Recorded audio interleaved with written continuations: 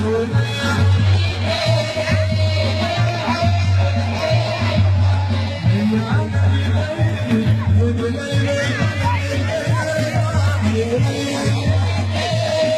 are in Meroe, on the east bank of the Nile, 215 kilometers from the confluence of the Blue and the White Nile, located in the present-day Sudan, the capital of ancient kingdom of Kush, which existed from around 10th century BC until maybe the 4th century AD.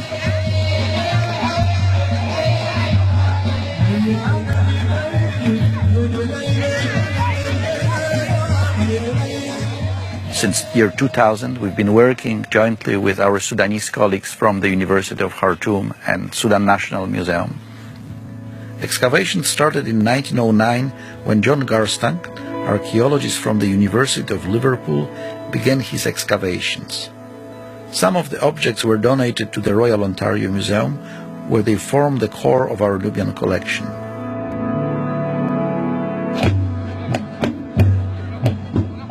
We employ local people for excavations, for digging.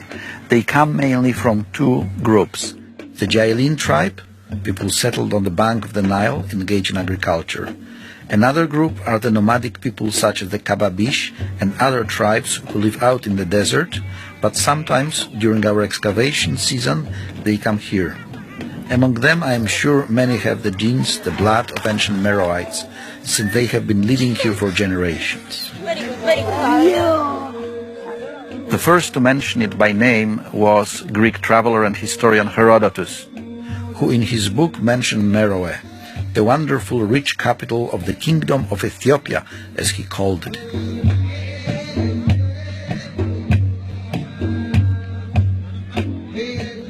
There were only two capitals of the kingdom of Kush. The early one was established at the site of the temple of Jebel Barkal. That's its modern name. But its ancient name was Napata.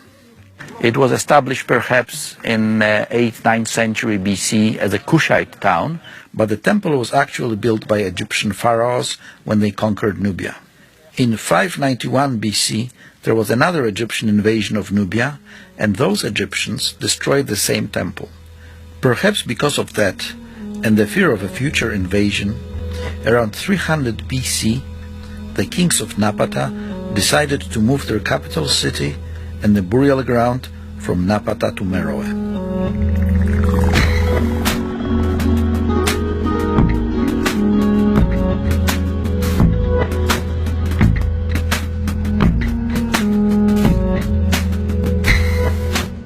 The northern group of pyramids is the group containing the largest number, maybe 53 pyramids altogether, although not all of them survive to present day. Some were completely ruined in antiquity, but many, unfortunately, were destroyed by the 19th century robber archaeologists. Travelers like Giuseppe Ferlini, an Italian from Bologna, who explored many of the pyramids searching for gold. And believe it or not, he actually found gold treasures in the pyramid of Queen Amenishaheto from the 1st century AD. When dismantling the pyramid, he found in the core of the pyramid, and not in the burial chamber, a vessel containing many beautiful jewels. The treasure was really astonishing, so much so that when Ferlini returned to Europe, he had difficulties selling it. People did not believe that such wonderful things could have been made deep inside the African continent.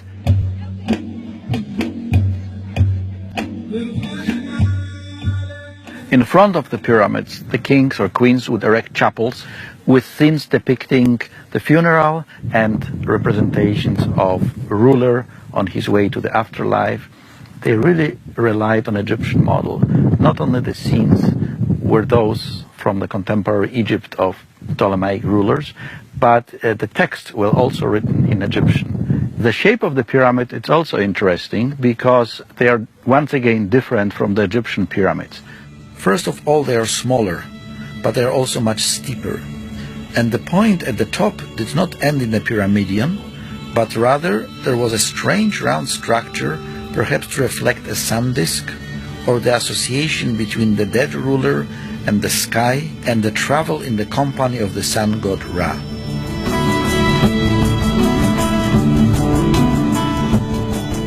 Coinciding with the change of the seat of the kings, we also have the introduction of Meroitic language, we have the change in artistic style, in architecture, we even have the introduction of the new cult, the god Epidemic, the lion god of Meroe. In antiquity, the place must have been roaming with wild game. Lions, antelopes, giraffes and elephants are frequently represented in Meroitic art. It cannot be a big surprise that the Meroites were worshipping a lion, the king of the animal world. Right behind me you've got the pylon, that is the main official gate entry to the temple, decorated with a traditional scene of king smiting the heads of his enemies. Except that in contrast to Egypt, here we've got a king and a queen, showing that the role of queens in Meroitic society was much more elevated than the queens in Egypt. On the south wall we can see 5 divine figures welcoming 3 royal personalities: the king, King Natakamani, followed by Queen Amanitore, and behind them the young prince. They are welcomed by god Epidemic. Here you have a chance to see a magnificent temple of a Meroitic god Epidemic as it was in its natural setting.